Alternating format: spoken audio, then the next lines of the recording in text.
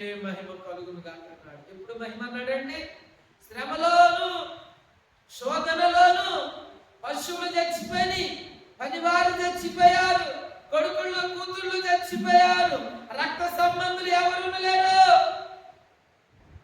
స్నేహితులు భయంకరంగా మాట్లాడుతున్నారు, భార్య మాట్లాడుతున్నది, అయినా కానీ దేవుని మాత్రం నిందించలేదు, అయినా కానీ దేవుని అవమానపరచలేదు, ఆయనను దేవుని దూషించలేదు. అయ్యో ప్రభువా, నువ్వు నాకేమి చేసినా నాకే మంచిది అన్నాడు. దేవునికి స్తోత్రం. నువ్వేం చేసినా నాకే మంచిది అన్నాడు. దేవుని బిడ్డలారా, మనకేం చేసినా ఎవరికి మంచిది? మనకే మంచిది. ఎందుకని మన మేలు కోరేవాడు ఆయన, మన కీడు కోరేవాడు కాదండి. మన మేలు కోరుతున్నప్పుడు ఆ శోధనలో మనం ఏమవుతాము? సువర్ణము వలె కనపడతాం.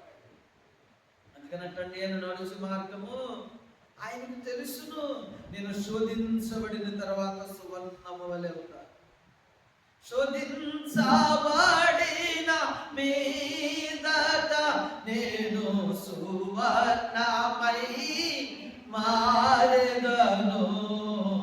హల్లెలూయా హల్లెలూయా హల్లెలూయా ఆమేన్. ప్రియమైన దేవుని బిడ్డలారా, నేను శోధించబడుతున్నానా? నేను బంగారములే దగదగా విరిచానికి, నేను సువర్ణములే మరింత కాంతిని పంచడానికి దేవుడు నన్ను శోధిస్తున్నాడేమో, నన్ను మరుగుపడతాడేమో దేవుడని ఒక పట్టుదల కలిగి దేవుడి మీద ఇంకా ప్రార్థన చేయడం మొదలుపెట్టాడు.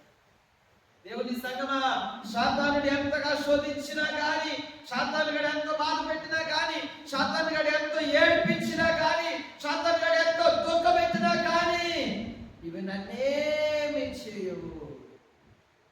కాబట్టి బంధువులకు చెప్పాను కదా, మరి భార్య బాధ పెట్టి